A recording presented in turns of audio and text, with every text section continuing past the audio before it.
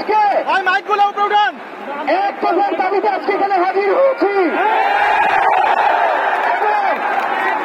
আমরা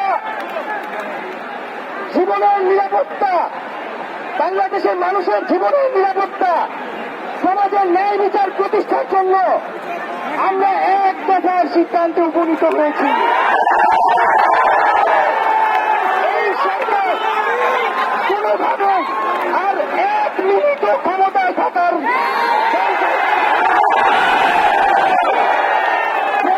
বলেছে গণভবনের দরজা খোলা আছে।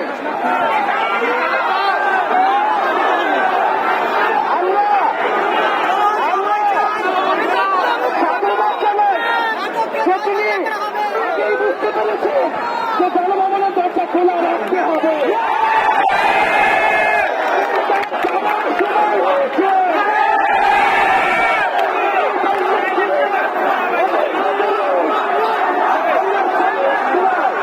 আমরা আপনাকে উৎখাত করার জন্য আসবো। বন্ধুগণ, আমরা খুব স্পষ্ট কথা, শুধু শেখ হাসিনাকে পদত্যাগ করলেই হবে না। এই যে খুন, লুটপাট, দুর্নীতি এই দেশে হয়েছে তার বিচার হতে হবে। আমরা পদত্যাগ দিয়ে তাকে কোনো এক্সিকিউট দিতে চাই না। তাকে পদত্যাগ করতে হবে, বিচারের আওতায় আনতে হবে।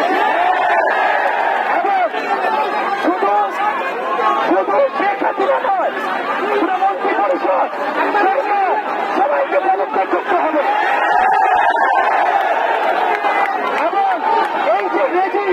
এই যে জাতীয়তাবাদী শাসন ব্যবস্থা, এটাকে বিলোপ করতে হবে।